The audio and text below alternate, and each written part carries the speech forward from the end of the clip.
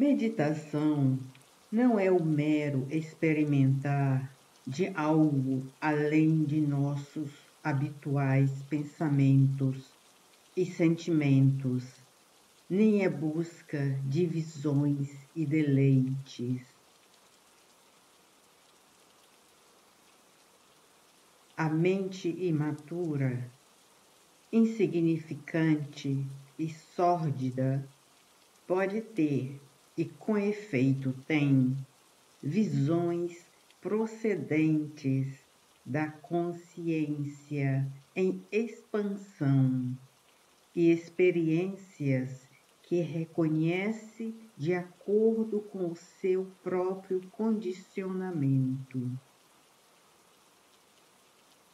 Essa imaturidade pode ser capaz de fazer-se bem-sucedida neste mundo e alcançar fama e notoriedade. Os gurus que ela segue são da mesma qualidade e se acham no mesmo estado. A meditação não pertence a isso tudo.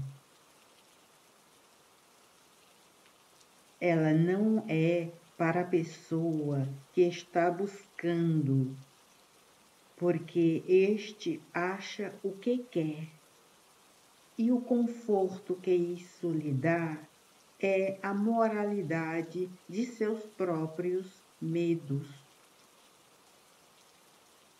Faça o que fizer, a pessoa dada à crença e ao dogma não pode entrar no campo da meditação. Para meditar é necessário a liberdade.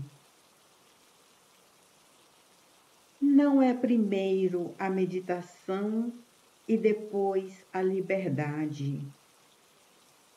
A liberdade, a total negação da moralidade e dos valores sociais, é o primeiro movimento da meditação. Esta não é uma atividade pública em que muitos podem participar e fazer orações. Ela é só e está sempre além dos limites da conduta social. Pois a verdade não está nas coisas do pensamento ou naquilo que o pensamento formou e chama de a verdade. A completa negação de toda essa estrutura do pensamento é o positivo da meditação.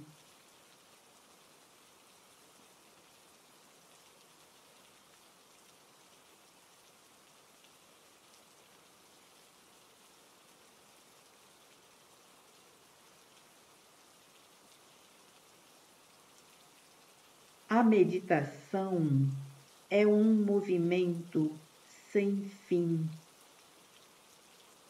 Você nunca pode dizer que está meditando ou reservar um determinado período para a meditação.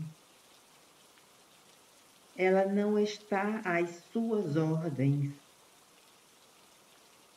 Sua bênção não vem a você porque você leva uma vida sistemática ou segue uma certa rotina ou código moral. Ela vem somente quando o seu coração está realmente aberto. Não aberto pela chave do pensamento, não protegido pelo intelecto, mas quando ele está tão aberto quanto o céu sem uma nuvem, então ela vem sem você saber, sem você convidar, mas você nunca pode guardá-la, mantê-la, adorá-la. Se você tenta, ela nunca mais voltará. Faça o que fizer, ela o evitará. Na meditação, você não é importante. Você não tem lugar nela. A sua beleza não está em você, mas nela própria. E a isso você não pode acrescentar nada. Não fique à espreita na janela, esperando pegá-la desprevenida. Nem sente-se num quarto escuro à sua espera. Ela só vem quando você não está lá de forma alguma, e sua bem-aventurança não tem continuidade.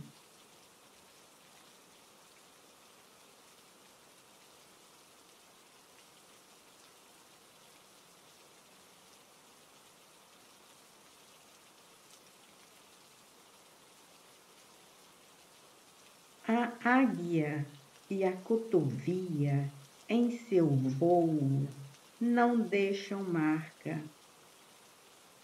O cientista deixa uma marca, como todos os especialistas.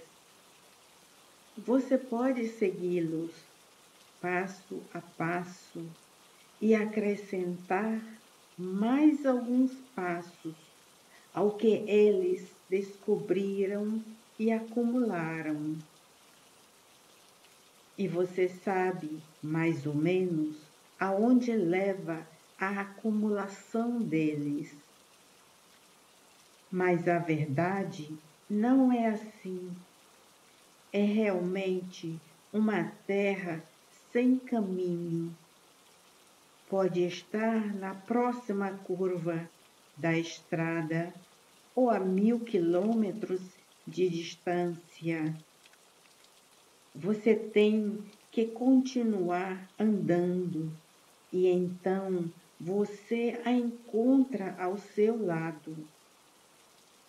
Mas se você para e traça um caminho para outra pessoa seguir, ou um plano para o seu próprio modo de vida, ela nunca chega perto de você.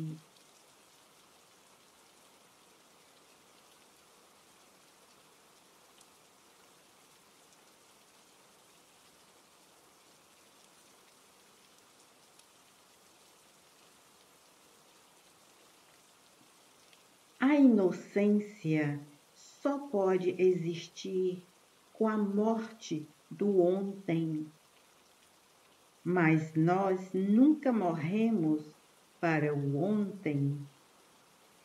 Sempre temos uma lembrança, um farrapo de ontem remanescendo. E é isso que mantém a mente ancorada, segura pelo tempo. Assim, o tempo é o inimigo da inocência. A pessoa tem que morrer cada dia para todas as coisas a que a mente se agarra e fica presa. De outro modo, não há liberdade. Na liberdade existe vulnerabilidade. Não é uma coisa depois da outra. Tudo é um só movimento, o vir e o ir. é realmente a plenitude do coração que é inocente.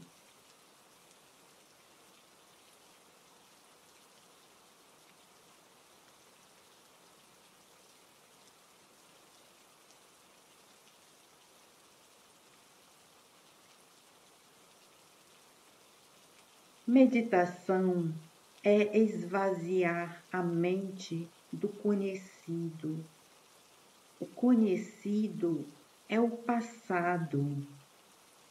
O esvaziar não acontece ao final de uma acumulação, mas significa não acumular de forma alguma. O que foi é esvaziado apenas no presente, não pelo pensamento, mas pela ação, pelo fazer do que é. O passado é o movimento de conclusão para conclusão e julgamento do que é pela conclusão. Todo julgamento é conclusão, seja do passado ou do presente, e é esta conclusão que impede o constante esvaziar da mente, do conhecido, porque o conhecido é sempre conclusão, determinação. O conhecido é a ação da vontade, e a vontade em operação é a continuação do conhecido. Assim, a ação da vontade não tem possibilidade de esvaziar a mente. A mente vazia não pode ser comprada no altar da exigência. Isso vem quando o pensamento está atento às suas próprias atividades e não o pensador estar cônscio do seu pensamento. Meditação é a inocência do presente e, portanto, é sempre só. A mente totalmente só, não tocada pelo pensamento, cessa de acumular. Assim, o esvaziar da mente está sempre no presente. Para a mente que está só, o futuro, que é o passado, cessa. Meditação é um movimento, não uma conclusão, não um fim a ser alcançado.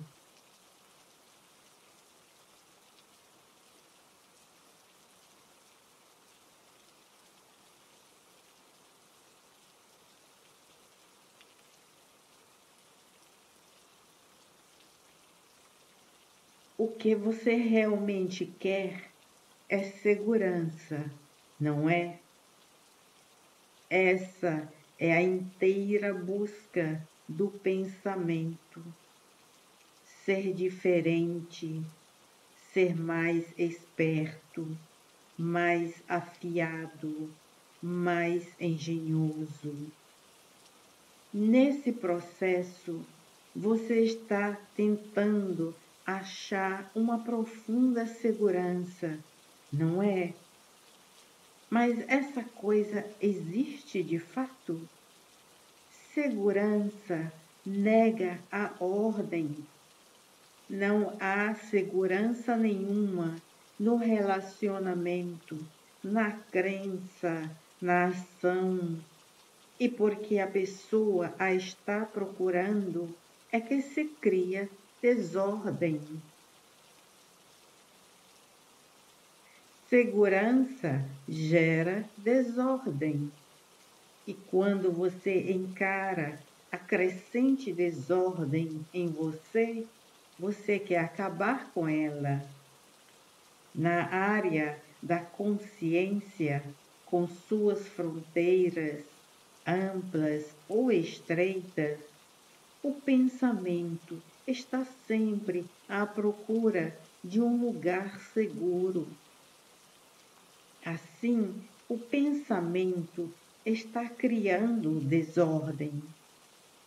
Ordem não é produto do pensamento. Quando finda a desordem, há ordem. O amor não se encontra dentro das regiões do pensamento. Como a beleza, ele não pode ser tocado pelo pincel. A pessoa tem que abandonar toda a desordem que existe em si mesma.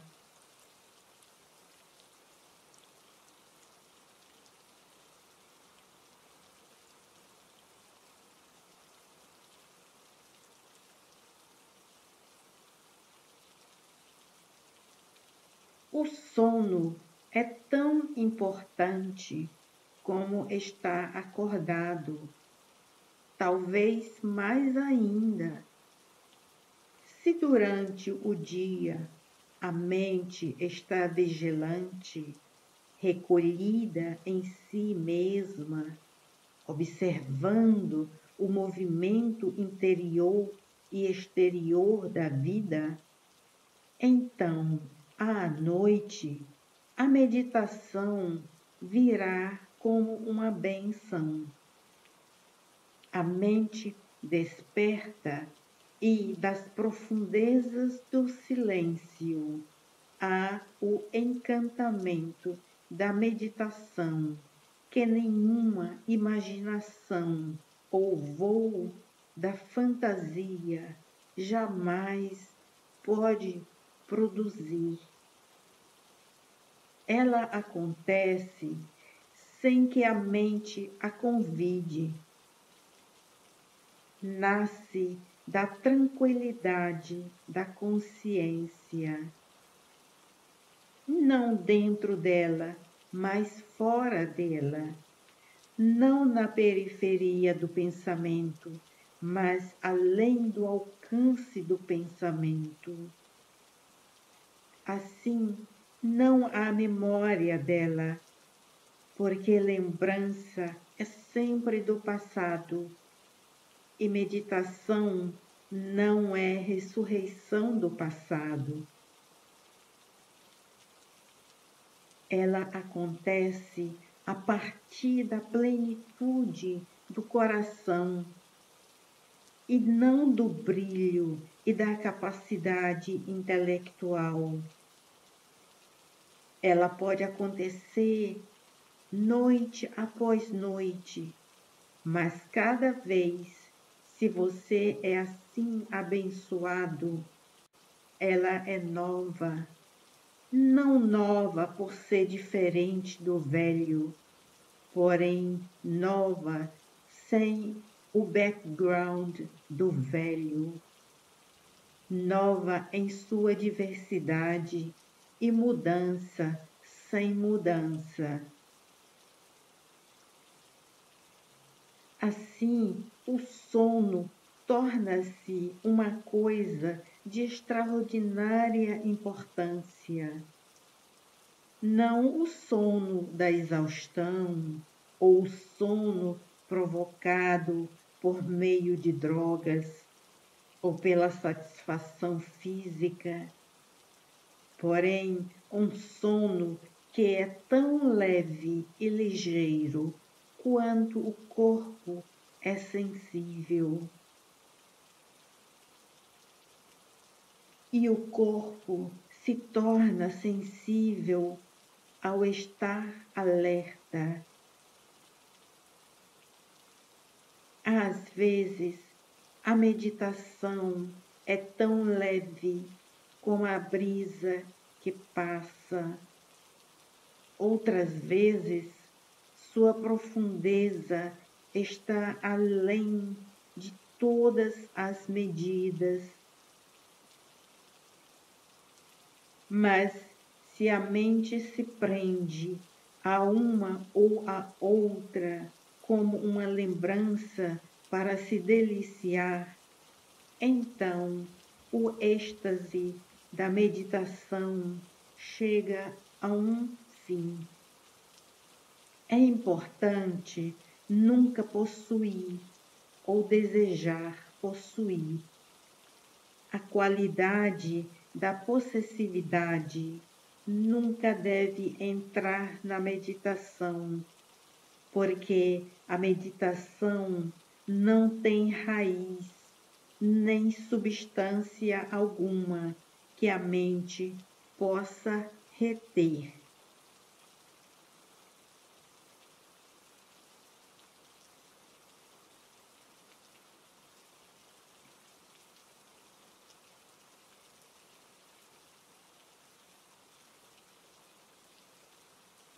A mente está vazia de todo movimento e, portanto, não existe entidade alguma para iniciar qualquer movimento.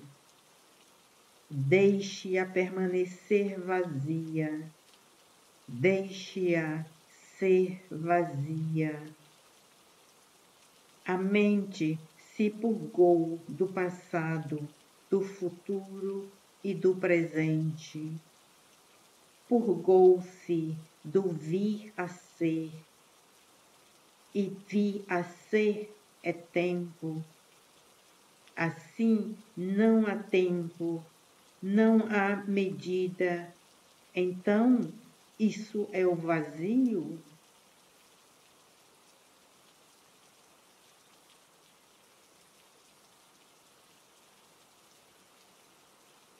Esqueça o que foi dito. Esqueça também que o estado vem e vai. Quando ele vem e vai, ele é do tempo. Existe então o observador que diz: ele está aqui, ele se foi.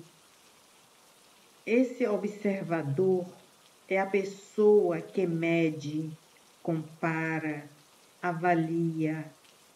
Assim, não é o vazio de que estamos falando. Quando não há medida nem tempo, existe algum limite ou contorno para o vazio? Então você pode alguma vez chamá-lo vazio ou nada?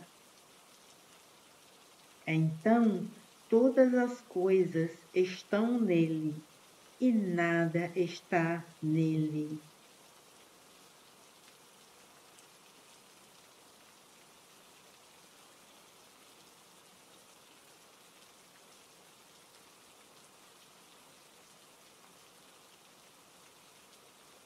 Meditação é um movimento na atenção.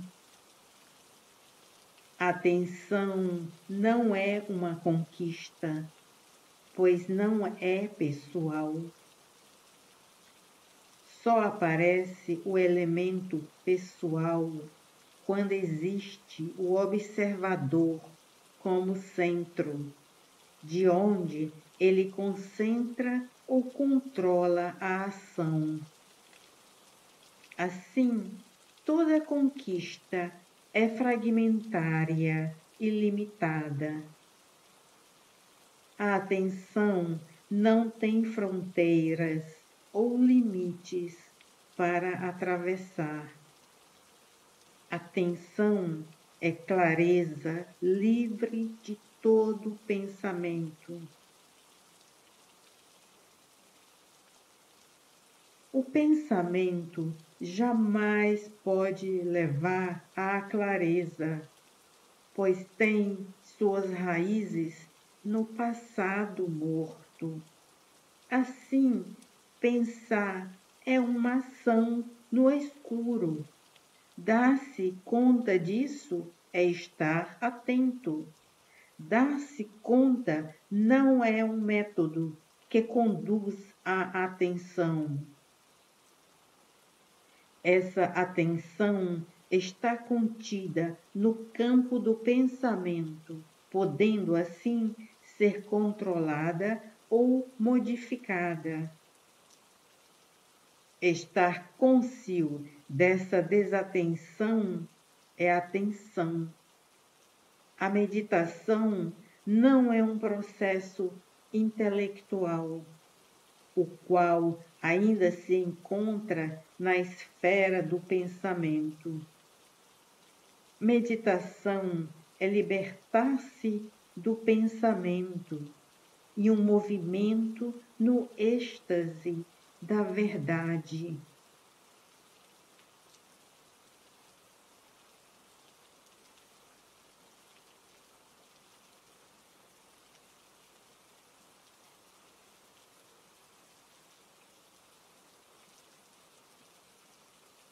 Nevava naquela manhã, soprava um vento cortante e o movimento sobre as árvores era um grito pela primavera. Naquela luz, os troncos das gigantescas faias e dos olmos tinham aquela qualidade peculiar, verde acinzentado, que se encontra nas velhas florestas, onde a terra é fofa e recoberta das folhas do outono. Caminhando entre as árvores, sentíamos a atmosfera da floresta, não das árvores como unidades separadas, com suas formas e contornos particulares, porém, qualidade total de todas as árvores. Subitamente, o sol nasceu e havia uma vasta extensão de céu azul em direção ao leste e um céu escuro e carregado a oeste. Naquele instante de luz brilhante, começava a primavera.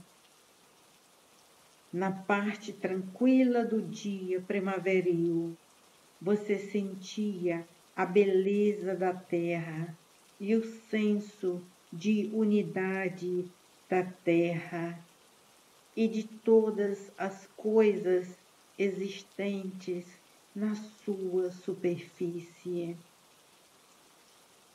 Não havia separação entre você e a árvore e as nuances das maravilhosas cores da luz cintilando nas folhas do azevinho. Você, o observador, tinha desaparecido e, portanto, a divisão com o espaço e tempo tinha chegado a um fim.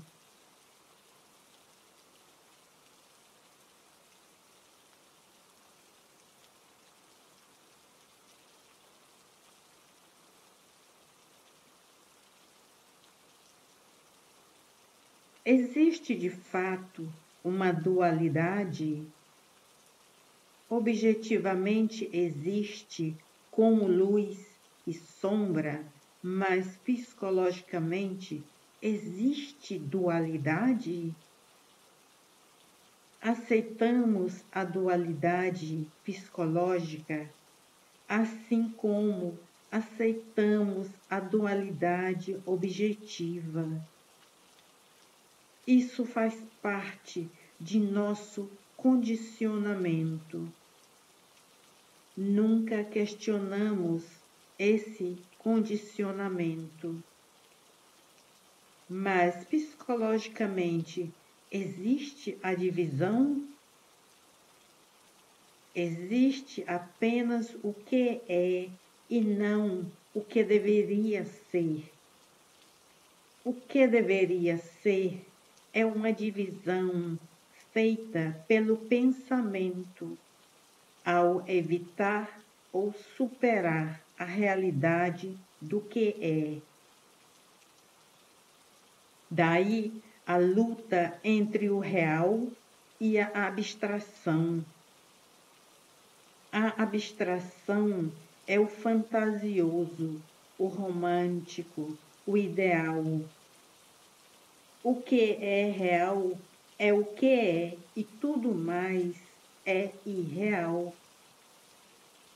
É o irreal que produz a fragmentação e não o real. A dor é real. A ausência de dor é o prazer do pensamento que produz a divisão entre a dor e o estado de ausência de dor. O pensamento é sempre separativo. É a divisão de tempo, o espaço entre o observador e a coisa observada. Existe só o que é. E ver o que é sem o pensamento como observador é o fim da fragmentação.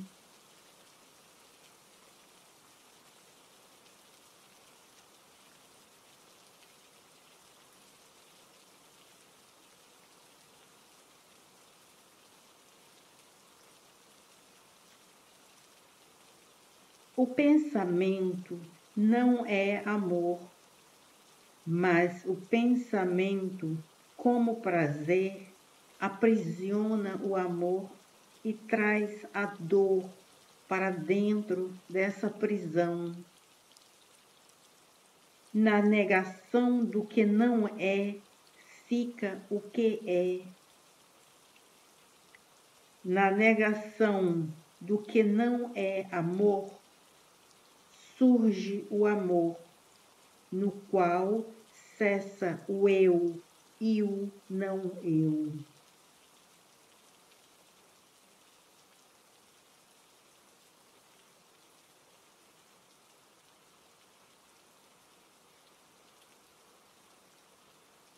Inocência e amplidão são o florescer da meditação. Não há inocência sem espaço. Inocência não é imaturidade. Você pode estar amadurecido fisicamente, mas o vasto espaço que vem com o amor não é possível se a mente não estiver livre das inúmeras marcas da experiência.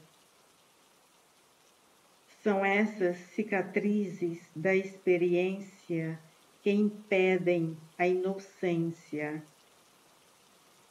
Libertar a mente da constante pressão da experiência é meditação.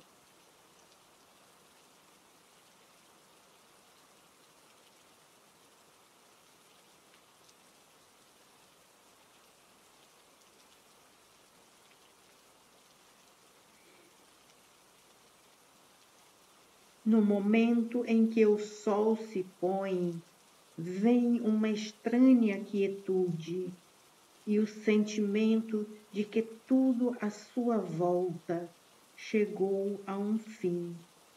Embora o ônibus, o táxi e o barulho continuem. Esse sentimento de indiferença parece penetrar todo o universo. Você também já o deve ter sentido. Frequentemente, ele chega quando menos se espera.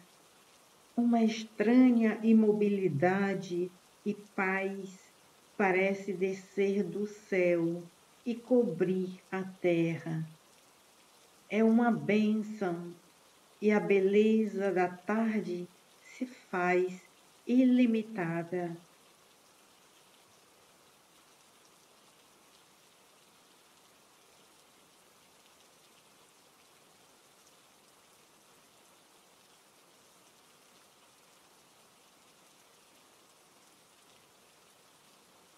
A mente meditativa é silenciosa.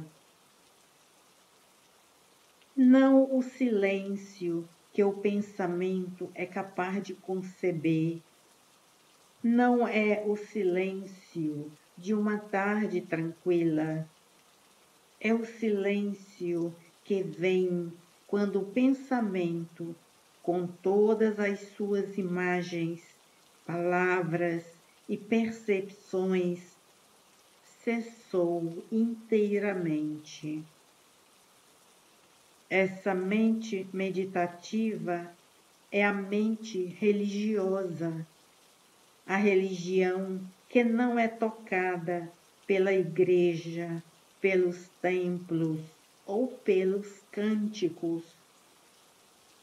A mente religiosa é a explosão do amor. É esse amor que não conhece separação. Para ele, longe é perto. Ele não é a unidade ou a multiplicidade, e sim o estado de amor no qual cessam todas as divisões. Como a beleza não cabe na medida das palavras, é só a partir desse silêncio que a mente meditativa age.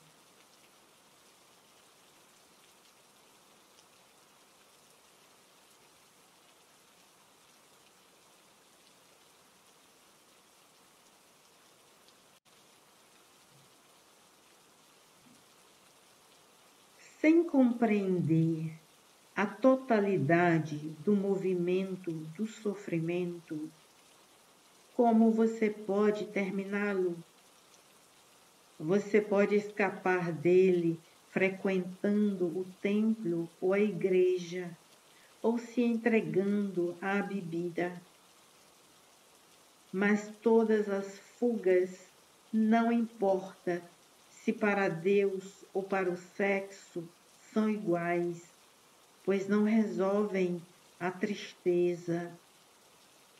Assim, você tem de examinar o mapa do sofrimento e traçar cada caminho e cada estrada.